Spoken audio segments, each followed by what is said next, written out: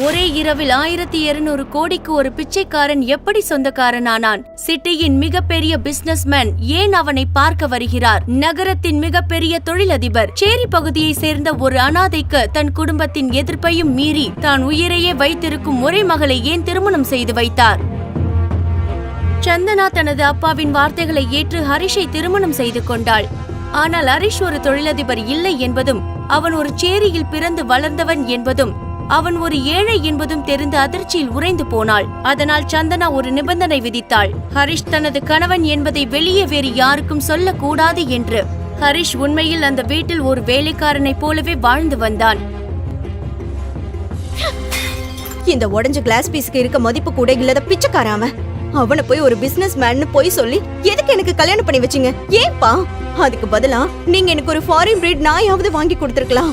At least எனக்கு கொஞ்சம் status ஆவது கிடைச்சிருக்கும் சொசைட்டில. சந்தனா தன்னை ஒரு நாயை விட கேவலமாக நினைப்பதை பார்த்து உடைந்து போன கண்ணாடிக்கு இருக்கும் மதிப்பு கூட தனக்கு இல்லை என்று சொல்லி அசிங்கப்படுத்தியும், தன்னை பற்றிய எந்தவித உண்மைகளையும் யாரிடமும் வெளியே சொல்லாமல் இவ்வளவு அசிங்கங்களையும் சகித்துக் கொண்டு ஏன் அமைதியாக வாழ வேண்டும் ஹரிஷ்? ஹரிஷின் ரகசியத்தை அறிந்த சந்தனாவின் அப்பா தனது மகள் அவனை இவ்வளவு அசிங்கப்படுத்துவதை பார்த்தும் ஏன் அமைதியாக மௌனம் காக்கிறார்? இப்படி ஒரு அசிங்கப்பட்ட வாழ்க்கையை ஏற்று வாழும் அளவிற்கு ஹரிஷின் வாழ்வில் என்னதான் நடந்தது? எவ்வளவு நாள் தான் உன் ஹீரோவை மறைச்சு வைக்கிறேன்னு பாக்குறோம். இதுதாண்டி என் ஹீரோ ஃபர்ஸ்ட் அனிவர்சரிக்கு வாங்கி கொடுத்த டைமண்ட் நெக்லஸ். ஹரிஷ், நீ தானே வெளியே போக சொன்ன சந்தனா? அப்படிதான் சொல்லுவேன். என் மூட் ஸ்விங் ஏத்த மாதிரி உன்னை கல்யாணம் பண்ணதுல இருந்து என் லைஃப்ல வேற எந்த ஸ்விங்கும் ஆகிறது இல்ல. உனக்கு 2 days டைம் தரேன். என்ன பண்ணுவியோ தெரியாது.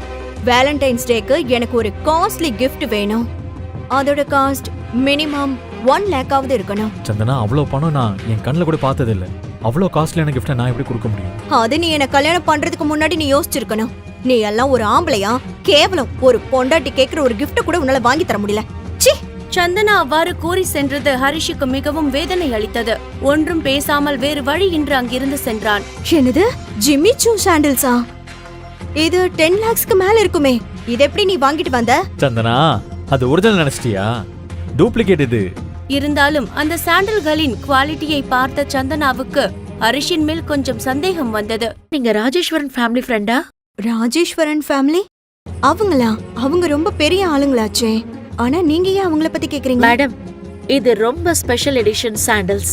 இதோட கட்டிங், டிசைன், இந்த லோகோ இதெல்லாம் டூப்ளிகேட் பண்றது இம்பாசிபிள். இந்தியால இது ஒரு பீஸ் தான் இருக்கு.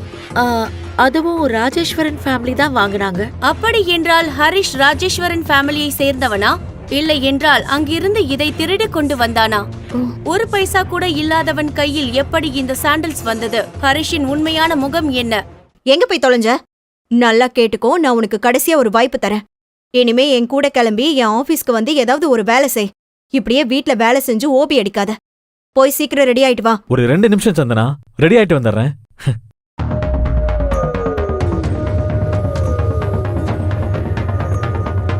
ஹலோ பொண்டாட்டி, போலாமா? எல்லாத்தையும் எடுத்துட்டு வா. ஹே பிரின்சஸ், ஆளைய பார்க்க முடியல. எங்க போன நீ? I have something for you. Surprise! See what I got for you. Sabyasachi lehenga.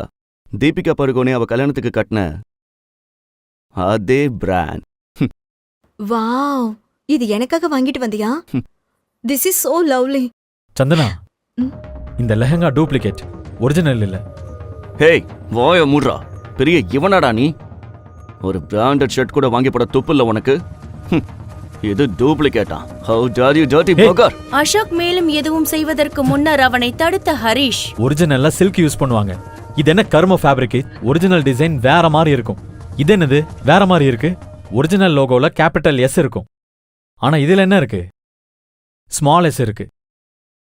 Santhana, இது வரைக்கும் நான் உனக்கு எந்த அட்வைஸும் பண்ணது கிடையாது. ஆனா இப்ப சொல்றேன், இந்த அசோக் உனக்கு டூப்ளிகேட் கிஃப்டை கொடுத்து மேனிபுலேட் பண்ண ட்ரை பண்றான். அவனை தயவு செஞ்சு நம்பாத. கல்யாணம் ஆகி 2 வருஷத்துல இந்த மாதிரி இவன் கோவப்பட்டு நான் பார்த்ததே இல்ல. நான் அவன் கூட நிறைய சண்டை போட்டிருக்கேன். அசோக் மாதிரி ஆளுங்க கிட்ட நான் ஏமாந்துட கூடாதுன்னு எதை பத்தியும் கவலைப்படாம எனக்காக பேசிட்டு போறான். உனக்கு என்ன பைத்தியமா? என்ன நினைச்சிட்டு இருக்க? எனக்கு அட்வைஸ் பண்ற அளவுக்கு பெரிய ஆள் ஆயிட்டியா? டேய் பிச்சைக்காரா, இங்க வாடா. ஏண்டா பெரிய இவனடா நீ? இங்க பாருடா, சொல்றத நல்லா கேட்டுக்கடா.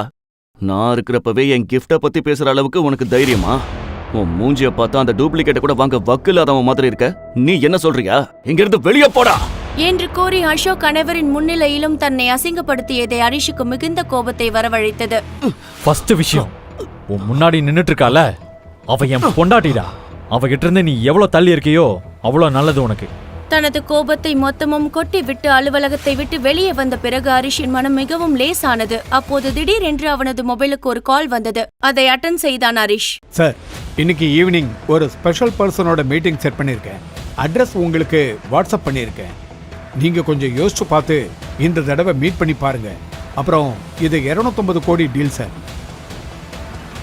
கோல்டன் பேர்ல் சொசைட்டி சிட்டியில் மட்டுமில்லாமல் இந்த மாநிலத்திலேயே மிகவும் லக்ஸரியான ரெசிடென்ஷியல் ஏரியாவாகும். ஆனால் ஹரிஷ் யாரை பார்க்க செல்கிறோம், எந்த மாதிரி இடத்துக்கு என்ற எந்த தகவலும் இன்றி வாட்ஸ்அப்பில் வந்த அந்த முகவரிக்கு லோக்கல் ஆட்டோவில் ஏறி சென்றான். உன்ன மாதிரி நிறைய பேரை பார்த்தாச்சே, ஒழுங்கா இடத்த காலி பண்ணி போ என்று சொல்லி ஹரிஷை தள்ளிவிட ஹரிஷ் கீழே விழுவதற்கும் சடன் பிரேக் போட்டு வைபவின் கார் நிற்பதற்கும் சரியாக இருந்தது. என்ன நடக்குது இங்க? அதுவும் என் சொசைட்டி கேட் முன்னாடி. பாருங்க சார், எவ்வளவு சொல்லி இந்த பிச்சைக்காரன் உள்ள போன அடம் முடிக்கிறான். அதனாலதான் சார் தள்ளி விட்டேன். சார், ஹரிஷ் சார், நீங்களா? சாரி சார், நான் உங்களை சரியா பார்க்கல. நீங்க வரீங்கன்னு சொல்லிருந்தா. டேய் வெஸ்ட் பெலோ சார், இவர் யாருன்னு தெரியுமாடா? உன்னால ஹரிஷ் சார் கிட்ட எனக்கு தான் கெட்ட பேரு. இப்பவே உன்னை வேலையை விட்டு தூக்குறேன். சார் இருங்க, இதுல அவர் மேல எந்த தப்பு இல்ல. நீங்க ஏன் சார் இப்படி இருக்கீங்க? உங்களை பார்த்து 4 வருஷம் ஆச்சு சார். அப்ப எப்படி இருப்பீங்க? மிஸ்டர் வைபவ், அதை பத்தியெல்லாம் சொல்ல இப்ப எனக்கு நேரம் இல்லை. அதெல்லாம் நேரம் வரப்ப சொல்றேன். நான் இப்ப உள்ள போகணும். ஒரு அர்ஜென்ட் மீட்டிங் ஒன்று இருக்கு. நான் உங்களை மறுபடியும் வந்து பாக்குறேன் என்று கூறிவிட்டு ஹரிஷ் உள்ளே சென்றான். அவ்வளவு பெரிய பணக்கார முதலாளியே அந்த பிச்சைக்காரன் போல் இருப்பவனிடம் அவ்வளவு பவ்யமாக நடந்து கொண்டதை பார்த்த அந்த செக்யூரிட்டி மிரண்டு போய் நின்றார். ஹரிஷ் உள்ளே நடந்து சென்ற அந்த சொசைட்டியின் கிளப் ஹவுஸை அடைந்தான். அப்போது அங்கு கோட் சூட் அணிந்த பெரிய மனிதர்கள் இருந்தனர். அவர்களை பார்த்த ஹரிஷ் அங்கு வெளியே வந்து ஒரு செடியின் மறைவில் அமர்ந்து யாருக்கோ கோபமாக கால் செய்தான்.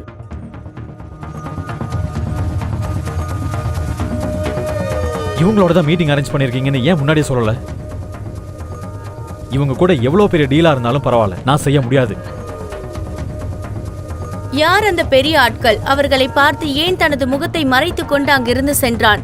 அவ்வளவு பெரிய டீலை வேண்டாம் என்று சொல்லும் அளவிற்கு ஹரிஷின் வாழ்வில் இதற்கு முன் நடந்த சம்பவங்கள் என்ன? ஹரிஷ் மிக பெரும் பணக்காரன் என்றால் ஏன் வீட்டோடு மாப்பிள்ளையாக அசிங்கப்பட வேண்டும்? அவனை பற்றிய உண்மை சந்தனாவுக்கு தெரிந்தால் என்ன செய்வாள்? ஹரிஷ் சந்தனா திருமணம் ஏன் நடந்தது? இதையெல்லாம் தெரிந்து கொள்ள இப்போதே பாக்கெட் எஃப்எம் டவுன்லோட் செய்யுங்கள். கிங் தொடரை கேளுங்கள்.